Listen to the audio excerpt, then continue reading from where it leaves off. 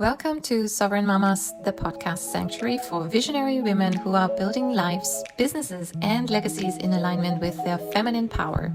I'm your host, Julia Jörg, intuitive business coach, mama of two, and systems strategist for soul-led entrepreneurs. Here, we honor both your sacred role as a mama and your wild vision as a changemaker. Expect soul-aligned strategy, raw storytelling, behind the scenes, and powerful conversations that support you in scaling your business without sacrifice. If you're done choosing between success and sovereignty, you're home. Let's begin. Okay, and welcome to the Sovereign Mamas podcast. I'm so happy you're here and back again in your hour or half an hour of relaxing, listening, tuning in, getting inspired, and hearing fantastic and transformational stories that need the world. That is something that I'm so passionate about. I'm always mind blown how the women who come on have these stories of resilience, of brilliance, of simply the lioness hearts that I enjoy listening to. So today, this is a special guest. I feel like we're coming back full circle. Welcome, Anniston. Before I go into the details of how we met and what we've done, I just want you to know that I'm so excited you're here. And yes, welcome to the show. Thank you so much. I am really, really excited. I had the joy of obviously interviewing you, which will be on the Anniston Riekstins show. And I loved that conversation. And I think you and I are so aligned in so many ways. But more than that, I just love that you also love to let things flow and just allow spirit, the divine, and the universe to work around us and work through us, and so that everything that you create, including this beautiful podcast, is so grounded and so relatable. So thank you for Yes, having me. I'm honored. of course, of course. And it's funny because we met 5 years ago online, was it 2020, right? Yeah. And it was during a time, clearly in my life, it was a very difficult phase. I was going through, it was a big initiation for me to reinventing myself, leaving the father of my children behind. And we were going through a leadership program. And we did not meet in person, but it was completely online over 3 months. And we would meet in these crazy long Zoom calls, I think 12 hours long. I don't know It was how we did that. intense. It was intense. It was so intense. And I do remember you were on, it was like, how many? 500, 1,000? I don't know. It felt like a lot of people, but you stood out. You and Rudy, your partner, your husband. Mm. Um, I definitely do remember you from back in, that program. And I was so impressed because the two of you, you actually did something that now today you just shared with me that you're kind of like um, doing today with other couples, because Yeah. when we went through that leadership program, it was going deep into like, who are we? Who are you? And then doing this with your partner, I found really, really amazing.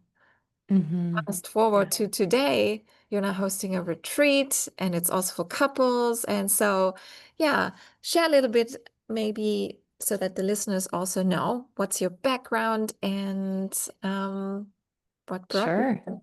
Yeah, I mean, I love that you started by bringing up the leadership course because I guess so, like you said, it was like 5 years ago. Mhm. And you know, I started, that was certainly not the beginning of my spiritual journey, yet it was such a good reminder that there's always a deeper level to go. And, I met Rudy when I was in my late 20s, and I had already been, I would have called identified as a spiritual seeker since probably my early 20s. You know what I mean? And this wasn't new ground for me. And it was something that we bonded on or that what really connected us was our, our spiritual curiosity, and was this just this fundamental feeling like there was something big we were here to do. And then when we came together, it really catalyzed something in me and it catalyzed something in him. It was almost like, okay, now the work is going to start. And, and so, but before that, like backing up, I think, I believe, and I know you believe this too, Julia, that our purpose is always being informed oftentimes by our greatest challenges. And so if I think what would serve your audience probably more greatly is to kind of talk through some of the bigger challenges that I had to go through that then informed who I am today and how I serve today and why I serve the way that I do today. One of my first breakthroughs, I call it the remembering who I am phase, which, I mean, as we've learned, is a constant process. But it was my first time really diving deep. This was my early 20s. I felt lost. I grew up as a middle child, people pleaser, fixer, just wanted everyone else to be happy, and I'll take care of myself, right? And that creates a lot of trauma on its own. We think, because those, it's funny, I can see that in some of my children now, some of that element. And you're kind of praised for that growing up. Oh, she's the good child. Oh, she's the one that has it all figured out. You know what I mean? Like, she doesn't need a lot from us. Like, whereas my siblings were drama queens, I was the one that was like, I didn't give my parents any problem, but I also didn't learn how to ask for help or to advocate for myself or to say, hey, my needs matter too. It was like all of a sudden I saw my role as, I need to be the one who creates the peace and keeps the harmony and doesn't cause any problems and doesn't get in trouble. And that then informed the identity, right, that I took forward. And so in my early 20s, I really didn't know who I was or what I was good at, or what I even wanted. I was so disconnected from who I was. I had been wearing all different kinds of masks depending on who I was around, because when you're a pleaser, you get really good at doing that.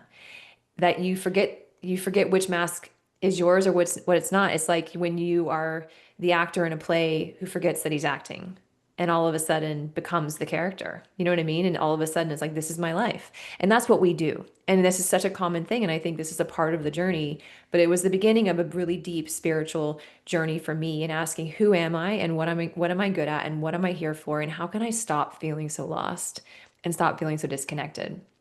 So then that led me to my next breakthrough, which was actually, interestingly enough, as I was recognizing what my purpose was, I didn't really believe it. And I think sometimes that's the next step, right? You're like, okay, so I really want to help people and I want to serve people, and I believe I'm here to create and express, maybe write, whatever. But then comes the, wait, is this part of my imagination? Like, is this actually even something that is realistic for me? And you question everything. And this is when I was actually introduced to a sacred tool of remembrance called numerology. I mean, I believe, like, astrology, human design, all of those I believe are sacred. They're technologies. They're tools of remembrance for us if we so choose to use them.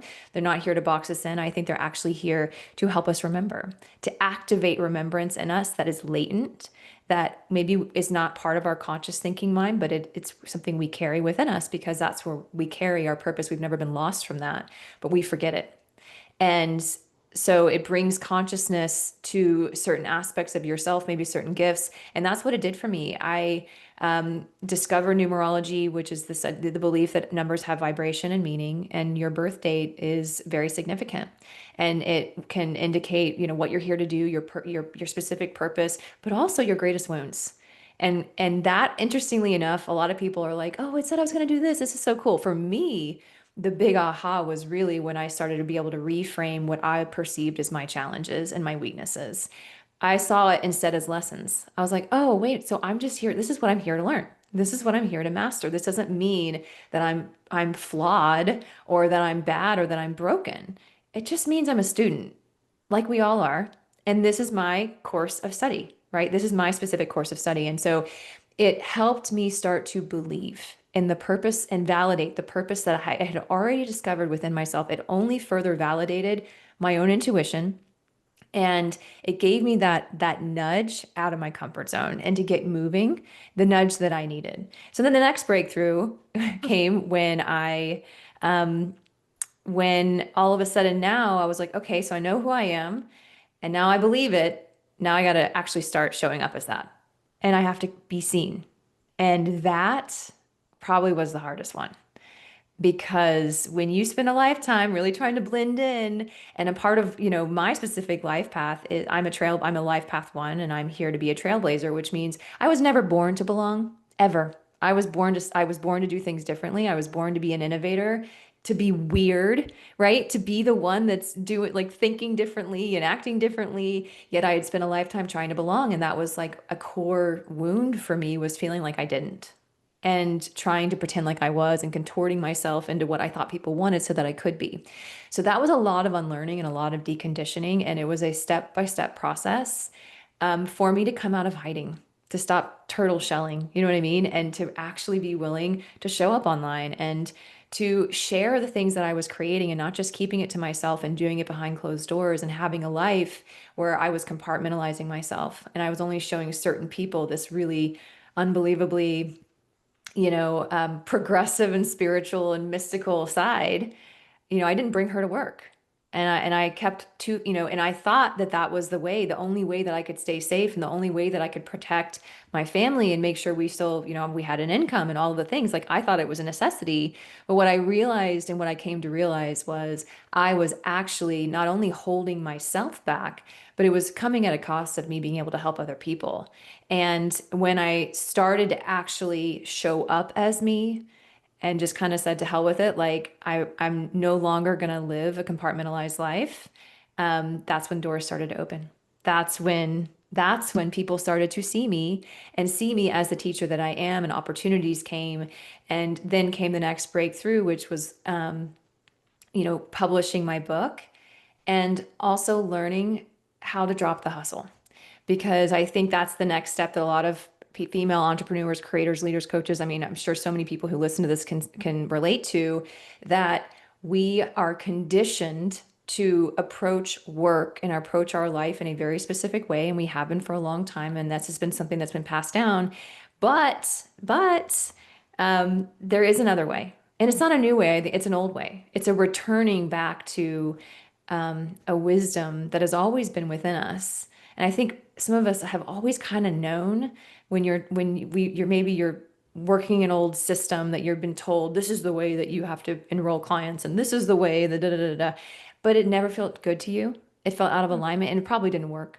Maybe it worked for some people, but for me, it didn't. Like, I trying to find the old ways, and then I would work harder, and I thought, okay, I just need to post more, and I need to send more emails, and I need more, right? Because that's the program. And so I had to relearn how to approach my work, and learn how to approach my life. And it was a total overhaul in my way of being, so that now I lead from a frequency first perspective. I lead with my energy, and I start there before I do anything. And then I move into making sure that I'm taking accountability for my energetic field at all times. I'm clearing the field and making sure that I'm a really pure, I have a really pure transmission, in terms of being open to receive and open to impact other people, and not allowing fears and stress and anxiety and old emotions and resentments to muddy that and create static. And then I radiate. I lean into my truth, and I allow my truth to be the fragrance that attracts the bees, because that's really what it is. And then I stay open. And that's the method that I've created now, which is the magnetized method. And what I teach within my containers, and I teach within my community, the Magnetic Woman community. And there you go. So that was a very long, but I feel like now you have a good sense of who I am and what I'm about and how I got here. Boom. Thank you for coming on to the show. This was nice. Like, okay. Okay. No, I love it. I love it. And well, we already, when I was on your podcast, we already said multiple times, oh my gosh, we have such a similar story. We do speak the same language. There's so many, yeah, it feels like, and funny enough, when I hadn't seen you on social media, clearly now it's clear why. And then suddenly I see you and I was like, oh, I remember her. I was like, oh, what's she up to? And then each time I saw something, I was like, hang on, hang on. I say that too. Oh, this is interesting. And it was so fun to see how, like, see your evolution and coming out from not being on my newsfeed. And now you're here all the time. And I see you All the doing, time. I love it. Now you can't get rid of me. I'm just, here I am. Here I Oh, am. I love that. And yeah, there's so many points I do agree. I live by that. That's my truth too. And I think that, like you say, it is once you know, and once you are at this point, it kind of feels so simple, and yet you have to get to that point. Yeah. And then it is, like you say, it's only remembering Yeah. and really then everything from this awakening moment and this realization moment, hang on, this is truly how life is supposed to feel, right? Yeah. This this is how it feels. Then you can't go back. You can't close that door. Then it's like uh so harder to pinch yourself off. But before that, when I think back all these years that I would numb myself, that I would ignore feelings, that I would not even and like know things like um, being like dropping into my heart. I had no idea what that even means. I did not Yeah. know. I did not. I was so in my head. I was like, hang on, what is that? Hmm. And a lot of people do that the entire life. So, what is uh, what is something that you feel aside from you being like good position with your numerology, with you being already like that trailblazer that you say, um, and explain, what would you say is still something that helped you continue to keep trusting? Hmm. Because there are moments, and I do remember that too for myself, when, it isn't that clear that A leads to B, Yeah. only after you've done it multiple times. And in the beginning, Yeah. it's really like the voices and stuff. What helps you? Oh, yeah. Well, actually, I mean, you really nailed it on the head when you said you shared that you had a hard time dropping into your heart because what's interesting is, and again, in my evolution, my purpose for so long, and even though I was fascinated by purpose, I even wrote a book about it, right? The universe is hiring, and this was like really about helping people reconnect to their purpose. But the question that kept eluded, like the thing that kept coming forward from people was, um, I'd say, okay, well, let's start with what brings you joy. I don't know what brings me joy. I don't know. And I Mm, can relate to that because there was a point in my life where I didn't know either. Conceptually, I could have mm, maybe told you, I think this brings me joy, but I couldn't have told you like for sure, like in my knowing. And it was because I was so disconnected from my body.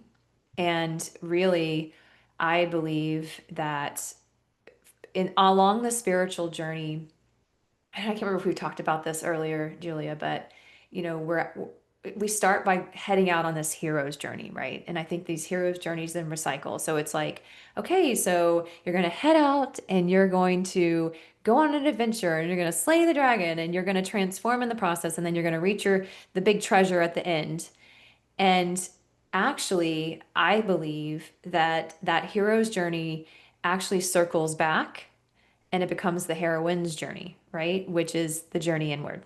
Because you realize that that treasure still really isn't what you were seeking. It wasn't the treasure that you were seeking. What you were seeking was something that's been with you all along. That's all, it's been hidden in plain sight. And mm, that is you. That is it's dropping back into your body and your heart. And so a lot of times when we think of spiritual growth and the journey that we go on, we think of it as ascending, right? It's just an ascension journey. And so our minds conceptualize that as like moving upward, like moving out of our body. But I argue that it's not ascension, it's actually more of a descending journey back into the body. back into the heart. And the way that I did that was really healing my issue around being still and sitting with myself and sitting in silence, taking walks without my headphones on or consuming anything, and asking myself some really deep questions, and then allowing the answer to appear. If you are listening to this right now and you are feeling this like, okay, I'll have the courage, maybe you kind of get that divine download, or you say, okay, this is something I know I'm meant to do, and then you start taking action, but then nothing's happening outside of you, right? And then all of a sudden you collapse. You collapse your desire and you start making it, okay, well, this will be good enough. This will be okay because this is more realistic, right? What the initial desire I had clearly wasn't based in reality. You know what I mean? And your mind's going to start wanting to edge you back into your comfort zone. And the key is you got to stay open and you've got to stay firm. And so what that means is you've got to allow how you feel on the inside. And this was my journey, was like, it was trusting how I was feeling more than what I was seeing, because it starts within you, right? Everything starts within you. And so if you can hold a frequency long enough, actually, there's this game, I'm going to use this analogy. I thought about this week. There's this game that I played when I was little. It's called Woolly Willy. Have you ever heard of it? I don't know if they had it probably in Europe, but my husband, who's from South Africa, doesn't recognize it. So I think it must have been an American thing. But essentially, what it was it was this guy's face, and then there was this material over it, and then you had a magnetic pen, and then there were all these little shavings inside. And so you would be able to give him like a beard and give him hair, but you had to use the magnetic pen. So there was a strategy to this, because in order to arrange the little fillings in the way that you wanted, you have to move slowly, and then you had to hold it long enough for the fillings to start making their way over until it was in the form that you wanted. If you moved too fast or you moved your pen away right away, it's like the filing's scattered. I mean, and when I say scattered, I mean all over, and you're like, great, now I've got to start over. So there was a strategy to this. And what I realized when I had this memory of this game, I was like, there it was. It's like all along I've been given the cheat codes to this. That is the truth. What happens is you are the magnet, okay? And your frequency and your energetic field is pulling life to you, but you have to hold long enough for your external reality to start to reflect that. And it doesn't happen immediately. And so you have to let the proof be in you. And you have to trust that and build trust in that. And you do it enough times, you start to see things start to move and start to rearrange. And then you're like, oh my gosh, this does work. But you'll never know it works if you don't stick it out long enough. If you don't hold to that and and then wait to see the mystery and wait to see the magic and how it all unfolds. Yeah, that's what I meant when I said, you know, when you know. And You that's know, such and you know. such a good example. That is really a good analogy. And yes, I love it so much. What did motherhood do to you when you were in this process? How did that influence you? Ooh, well, it's interesting because I motherhood for me was such a good lesson and healing my wounds around control and healing my wounds around timing. Because when I got pregnant with our first child, Rudy and we had been married a couple of years. And as I said, we were very catalyzing for each other. It was like, we wanted to start running, right? So we were both in corporate jobs. But then in the mornings, we were waking up early, we were meditating, we were writing, we were hosting these coaching groups at our house in the evenings. I mean, we were running, right? And then I get pregnant and I'm like, okay, this is going to be great. We're just going to be able to keep on running, right? Because we need to get this out there. We need to get this work out there. It was like this urgency. And as you know, then you have the baby and your time is no longer yours. And your plans are no longer your plans because they're going to be broken. And it was just this constant every single day of coming to grips with like everything is perfect. Just relax, enjoy the process, be present. and that everything in its divine time. But I do think I made it a lot harder on myself at first. And then the second thing I would say is, as being a mom, I traveled a lot when my kids were young. I mean, I've always traveled ever since they were babies. I think my son, I had to enroll in childcare at like 7 weeks. I was a working mother and I was a traveling mom, and I had immense guilt for that. Um, I was like, oh my gosh, like, how are they going to process this? Because I know a lot about the mind, right? I know a lot about how these traumas are formed. I was like, are they processing as abandonment? Are they processing this? Are they processing that? And then I have big dreams. I don't have small dreams. So, I spent a couple years writing a book, and that required me to work weekends and it required me to miss things. We don't have our kids enrolled in 8 million activities. They get to choose one because that's what we can handle and commit to as two entrepreneurs who are also creators who also want to be good parents. And so I had this story for a long time, and then as my kids have gotten older, what I realized is, okay, they chose us for a reason, clearly. And it's something to do with their path and their purpose, and they have their own purpose, and it has nothing to do with mine. But I am here to support and to guide and to demonstrate. And our kids now they're their own, they're creators. My daughter's writing a book. She's 10. My son is films sometimes inspirational videos for YouTube. And it's not that we pressure them. We don't say, this is what you should be doing because this is what we're doing. They're just like, they're coming into their own. But because they see us pouring so much into our passions, it's normal for them. Like, this is normal for them. And so they are now doing that too. And I now realize, that me being me and following my passions and desires, even though it means not being available all the time, maybe that's not the worst thing, you know?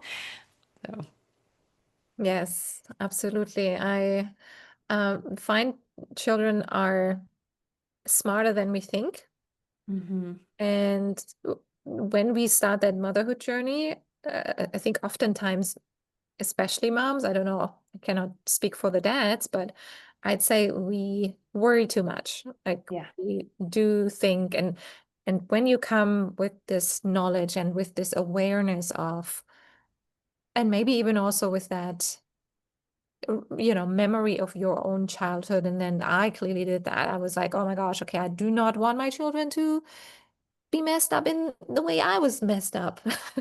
And so I was focusing on some of the things that I thought my parents always lovingly and never intentionally, obviously they did the best job they ever they could.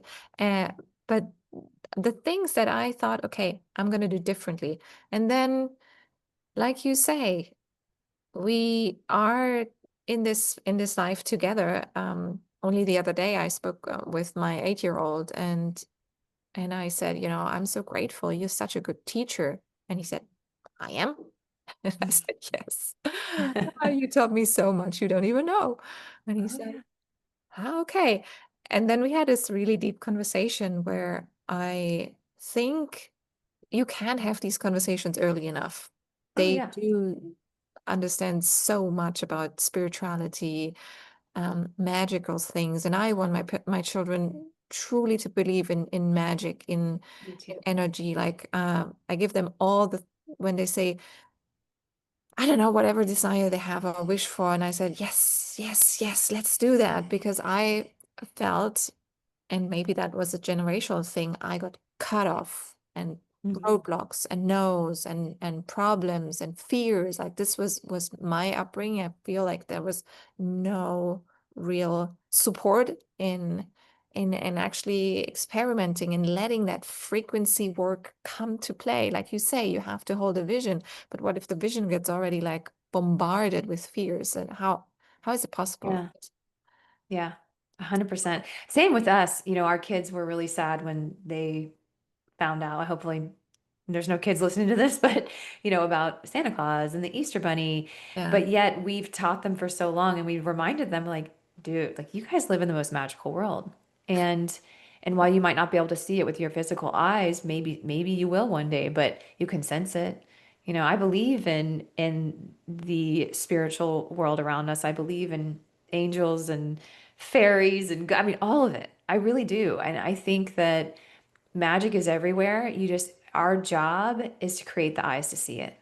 Hmm. And I oftentimes, with the kids, I mean, they pick like they'll see me. I used to be working with my crystals, and I would put them outside in the sun, and they'd be like, "Can I help you?" And they love to do that. Or like picking cards. If I'm picking from like a deck that I'm working with, they're like, "Can I pick one too?" And for them, they love it. And we teach them, Hmm. like you said, the tools. Like they're never too young to teach these tools to kids of how to help them release stress and anxiety and how to help them really manage their own energy. And we teach them a lot about that and how, okay, well, when they come home and they're like, well, this person was mad at me, and we can help them reframe, but then also say, okay, what within you, right? What's going on within you that this is being echoed out? Let's talk about that. And they know that they are aware of that. One thing though I will say is, because I am such a numbers person, and I love numerology, but I'm always looking for signs and symbols, and I think we're always being communicated with. And so we've taught our kids to look for, like, whether it be if you're out in nature, if you have a specific animal sighting, or maybe you're seeing number sequences, like, what do they Hmm. mean? Because that, in essence, is helping you open up to that magical world, right? And letting you get into this divine conversation with a world that we just can't see, but is all around us. Hmm. Yes, yes. My kids, they spot angel numbers now because I've Yeah. been pointing them out. And yeah. Oh, it's so cool. I truly enjoy having, mm, a conversation like this, and it doesn't sound weird. Yeah. No, Yeah. I think we got to normalize it. Yes. It's so cool. When you let's talk about your work for a bit. So when you work with women, now you have a retreat coming up, but throughout the years you do programs. Talk a little bit about what people can expect if they join your world or when they. Sure. Well, my mission is really to help women remember who they are. I work specifically with female creators, leaders, coaches, healers, and those that are here that are conscious and aware that they have a divine mission and they're being called to create something. And I help them, we start by helping them remember who they are, and then we move from that into the feminine way of approaching their work, and similar to what you do. Um, and I don't teach, I'm never going to teach you a funnel, and I'm not going to teach you any kind of strategy because that's not my specialty. But what my specialty is frequency and it's energy. And so we do a lot of energetic, like learning tools that are empowering tools for each woman to be able to do on her own. That this isn't just something that you go see someone once a quarter or once a month, to get your energy clearing. No, like you need to learn how to do this for yourself, because we are, every day brings new opportunities, right? And the more that you can do these things, the better quality of life that you're going to have, and the more ease you're going to be able to create and to live and execute and fulfill your mission. And so I have a program that's actually launching in September called Magnetize Your Mission. It's a 12-week immersive program where I will be teaching all of these tools, and it's very experiential. And then from there, I also have a retreat called The Rooted Woman. And Mm. this is happening just outside of Wilmington, North Carolina in November.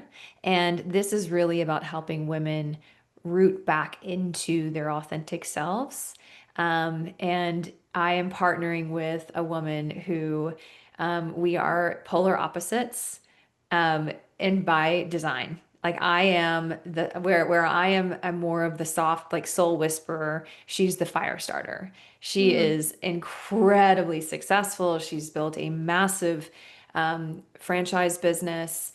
And she teaches women how to live really big lives, and I teach women how to reconnect with who they are. So that big life is authentic to who she is. And so I am so excited about this retreat because what we have planned and the journey we have planned is going to create some massive transformation for women. So I'm really excited about that, and I'm happy to provide a link if anyone is on the state side or wants to travel over here and have a 3-day life-changing transformation. Amazing. This sounds so much fun. Yes, we will definitely link in the show notes to all this goody stuff. And yes, um, I mean, you gave so much wisdom and so many good things, but any last words? What would you like the listener to take away today? I think what's coming forward for me is just to remind you that you are so needed. Like your specific medicine, I'm talking to the listeners here and you, Julia, but like we each have our own unique brand of medicine, right? That we came here with. We are all healers. I believe that, especially women. Mhm. And I believe that right now there's a big energetic change that's happening, and a lot of women are purging, are being purified, and are coming up against all of their old stuff and their patterns, and it's by design. Like, you're not being punished. And if you feel like you're in a really hard spot, know that on the other side of this is something so great. And just know that, everything that you need and all of your desires, that you have that are coming through you or for you. So you just got to trust that. You got to trust in something greater than yourself. And you've got to be willing to let your soul start to take the lead. And when you do that, you're buckle up, because your life's going to get really freaking incredible. Thank you, Anison. This was really fun. It flew by like I know. no. Always does. Yes, amazing. And yes, if you like you feel the nudge to, or I hope that this gave you this nudge and also the encouragement to just simply go for it. Like I Go for sometimes it. think we're too serious. Life is Yeah. serious. Like go back and especially thank your children. I always um, thank them when they say, "Mommy, can you play with us?" And I was like, "Oh, I got it. Wait, hang on. Okay."